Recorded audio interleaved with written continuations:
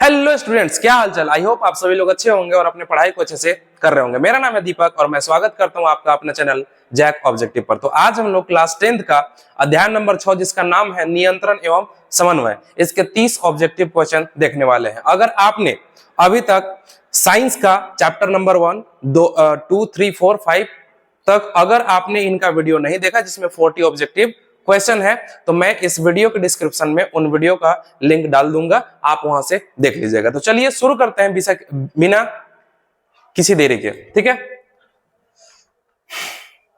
First question है, मानव शरीर का नियंत्रण एवं समन्वय किसके द्वारा किया जाता है? ऑप्शन है रक्त, तंत्रिका तंत्र और अंतःस्रावी तंत्र के द्वारा, पेशियों के द्वारा या अस्थियों के द्वारा।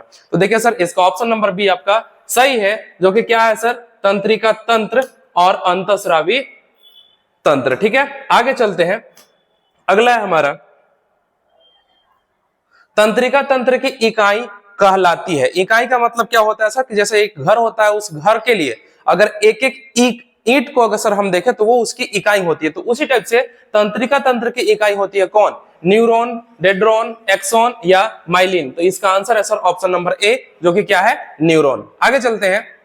अगला है आपका, मस्तिष्क की सुरक्षा किसके द्वारा होता है? जो हमारा सर मस्तिष्क है उसकी सुरक्षा किसके द्वारा होता है? पसलियों के द्वारा, कवच यानी कि स्कल्प के द्वारा, त्वचा के द्वारा या झिल्ली के द्वारा? याद रखिएगा सर, ऑप्शन नंबर बी आपका सही है, जो कि क्या है, कवच के द्वारा। चलिए आगे चलते हैं सर। अगला है, मानव मस्तिष्क का सबसे बड़ा भाग। जो हमारा मानव मस्तिष्क है सर, उसमें अपना एक भाग होता है, उसमें से सबसे बड़ा भाग कौन है? सेरिबेलम, सेरिब्रम, मेडुला या पोन्स? तो याद रखिएगा ऑप्शन नंबर ए आपका सही है, जो कि क्या है सर, सेरिबेलम।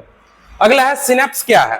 ठीक है ना, सिनेप्स दो न्यूरॉनों के बीच का संपर्क है, मांसपेशी का सिरा है, हड्डी का जोड़ है या ग्रंथि का भाग है? याद रखिएगा, दो न्यूरॉन्स, एक यहाँ और एक यहाँ, इन दोनों को सर ऐड जो करता है, इन्हीं को हम लोग क्या बोलते हैं? सिनेप्स। यानी कि दो न्यूरॉनों के बीच का संपर्क होता है, यानी कि ऑप्शन नंबर ए आपका सही है।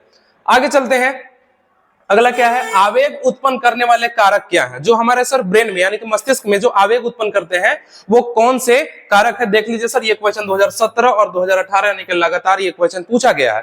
ठीक है, ऑप्शन है सर न्यूरॉन, हार्मोन, ऑक्सीन या इनमें से कोई नहीं। याद रखना है सर कि आवेग उत्पन्न करने वाले जो कारक होते हैं सर वो होते हैं न्यूरॉन, यानी कि ऑप्शन नंबर ए आपका सही है। आगे चलते हैं। मानव में मेरुरज्जु कहां से निकलता है? मानव के अंदर सर जो स्पाइनल कॉर्ड होता है इंग्लिश में सर, और हिंदी में मेरुरज्जु के नाम से हम लोग जानते हैं, वो कहां से निकलता है? मस्तिष्क के मेडुला भाग से, सेरिबेलम से, आंख से या फेफड़ों से? याद रखिएगा सर, मस्तिष्क के मेडुला भाग से ये मेरुरज्जु जो होता है सर वो बाहर निकलता है। ठीक है, आगे चलते हैं।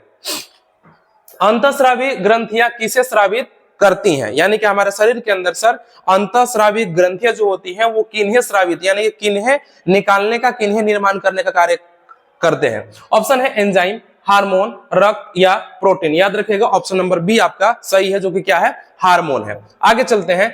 डायबिटीज किस हार्मोन की कमी से होती है? अधिकतर सर ये जो बीमारियां होती हैं वो बड़े बुजुर्ग लोगों की होती हैं, तो आखिर ये किस हार्मोन की कमी के कारण होती है?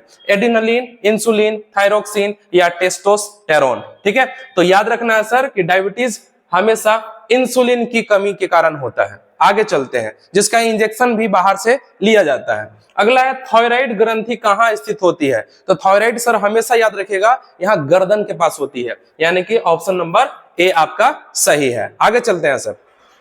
अगला देखिए, उस पादप हार्मोन का नाम लिखिए जो पतझड़ को उत्प्रेरित करता है। पतझड़ का मतलब सर पत्तियों का गिरना, ठीक है ना, तो उनको उत्प्रेरित करने का कार्य करता कौन है? तो वो है सर सिर्फ और सिर्फ ऑप्शन नंबर ए, जो कि क्या है, एब्सिसिक अम्ल। बाकी ऑप्शन को देखने की कोई भी आवश्यकता नहीं है। आई होप सर आप लोग पढ़े हैं और आप लोग को समझ में आ रहा होगा।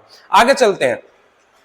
अगला है सर, आयोडीन की कमी से कौन सा रोग होता है? आयोडीन की कमी अगर हमारे शरीर के अंदर हो जाए सर, तो उससे कौन सा रोग होता है? देख लीजिए सर, ये जैक 2013 में क्वेश्चन पूछा गया है। ठीक है, ऑप्शन है मधुमेह, गंडमाला, रिक्टेस या स्कर्वी? याद रखिएगा सर, इसी मधुमेह को इंग्लिश में हम लोग डायबिटीज के नाम से जानते हैं। किस नाम से सर? डायबिटीज के नाम से जानते हैं। ओके, तो हो सकता है कि वहां पे मधुमेह के स्थान पर डायबिटीज दे दे। ठीक है, आगे चलते हैं। सॉरी, इसका ऑप्शन नंबर ए सही है। ठीक है, याद रखिएगा। आगे है सर अगला, महिलाओं में यौन लक्षणों को नियंत्रित करने वाला हार्मोन कौन है?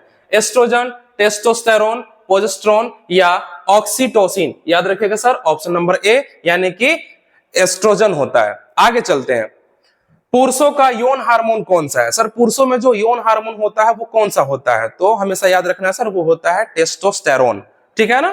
तो ये ऑप्शन नंबर ए में है सर आपका टेस्टोस्टेरोन। आगे चलते हैं सर, अगला है हार्मोन का परिवहन होता है किसके द्वारा? आखिर हमारे शरीर के अंदर सर हार्मोन जो संचरित होती है वो किसके द्वारा होती है? रक्त के द्वारा, लसिका के द्वारा, ऑक्सीजन के द्वारा या तंत्रिका के द्वारा? याद रखना है सर ऑप्शन नंबर ए यानी कि रक्त के द्वारा परिवहन होता है हार्मोन का। आगे है पराग नलिका का बीजांड की ओर वृद्धि करना किस प्रकार का अनुवर्तन है? ये सर जैक 2016 में क्वेश्चन पूछा गया है, इस चीज को सर हमेशा याद रखना है। ऑप्शन है जलानुवर्तन, स्पर्शानुवर्तन, रसायनानुवर्तन या प्रकाशानुवर्तन। तो सर ये है ऑप्शन नंबर सी जो कि क्या है रसायनानुवर्तन, क्योंकि सर रसायन जो चीज होता है वो सर पराग नलिका के अंदर बीजांड की ओर गति करता है, इसीलिए इसका नाम है रसायनानुवर्तन। अगला है अंतःस्रावी तंत्र का कार्य क्या है? हमारे सर शरीर के अंदर जो हार्मोन निकलते हैं उनका काम क्या है सर? ठीक है ना, सिंपल सी बात, मैंने आपको इस वे में सर आंसर भी दे दिया। हार्मोन स्राव का, रक्त संचार का, भोजन का पाचन या शोषण का। तो सर पहले ही हम आपको बोल चुके हैं वो है सर हार्मोन स्राव का, ठीक है। आगे चलते हैं सर, अगला है पौधों में वृद्धि हार्मोन है। पौधों में वृद्धि हार्मोन कौन होता है? ऑक्सिन होता है, साइटोकाइनिन होता है, जिब्रेलिन होता है, बिल्कुल ये तीनों होता है, यानी कि ऑप्शन नंबर डी आपका सही है सर, ठीक है, ए, बी और सी तीनों। आगे चलते हैं, अगला है जड़ें किस दिशा में बढ़ती हैं? सर अगर आप लोग पेड़ को देखे होंगे तो आप लोग को मालूम होगा कि पेड़ की जो जड़ें होती है वो हमेशा सर नीचे की ओर गति करती है, यानी कि नीचे की दिशा की ओर। तो नीचे, ऊपर, तिरछी या सभी दिशाओं में याद रखना है सर सिर्फ और सिर्फ नीचे, ऑप्शन नंबर ए। आगे है फल पकाने में सहायक गैस होता है, ठीक है, जो फल पकाया जाता है सर मार्केट के अंदर जो आता है उसको किसके द्वारा आखिर पकाया जाता है? ऑप्शन है एथिलीन, ऑक्सीन, कार्बन डाइऑक्साइड या नाइट्रोजन। इसका है सर ऑप्शन नंबर ए सही, जो कि क्या है एथिलीन है। आगे चलते हैं, वृद्धि हार्मोन जिसे सर ग्रोथ हार्मोन के भी नाम से जानते हैं, इनका स्राव होता है, देखिए सर ये जैक 2018 में क्वेश्चन पूछा गया है, ठीक है ना। किसके द्वारा होता है? पिट्यूटरी ग्रंथि के द्वारा, थायराइड के द्वारा, एडिनल के द्वारा या अग्नाशय के द्वारा? याद रखिएगा सर ऑप्शन नंबर ए जो कि क्या है पिट्यूटरी ग्रंथि से होता है, ठीक है ना, उन्हीं को हम लोग बोलते हैं ग्रोथ हार्मोन। अगला है सर घेंघा रोग। घेंघा रोग का सर एक लक्षण होता है गर्दन का फूल जाना, ठीक है ना।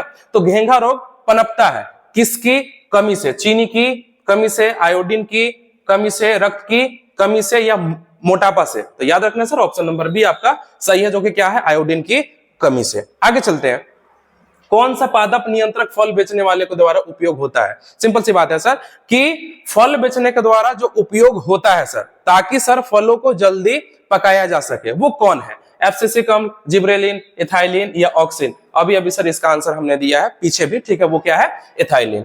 आगे चलते हैं सर, मस्तिष्क का मुख्य सोचने वाला भाग कौन सा है? हमारे पास जो मस्तिष्क है उसका मुख्य भाग जो कि केवल और केवल सोचने का कार्य करता है वो है कौन?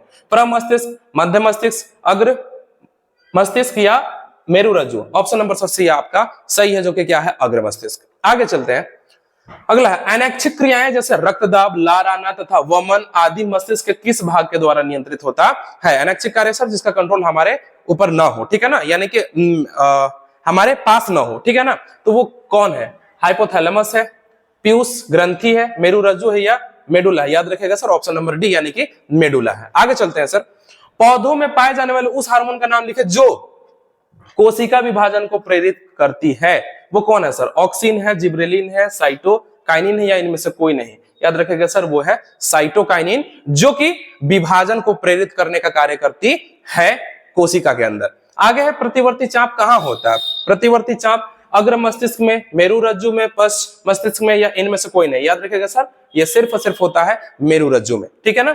आगे चलते हैं, अगला है सर निम्न में से कौन पादप हार्मोन है? एस्ट्रोजन, इंसुलिन, साइटोकाइनिन या इनमें से कोई नहीं? बहुत आसान है सर, अकेला है, वो कौन है? साइटोकाइनिन। अगला है सर एस्ट्रोजन स्रावित होता है, आपको सर मालूम है कि एस्ट्रोजन हमेशा स्रावित महिलाओं के द्वारा होता है, ठीक है ना, और महिलाओं के द्वारा किसमें? वृषण में। तो सर ये मेल के अंदर होता है। शुक्रवाहिका बिल्कुल नहीं, अंडाशय के द्वारा बिल्कुल सर अंडाशय के द्वारा होता है, ठीक है।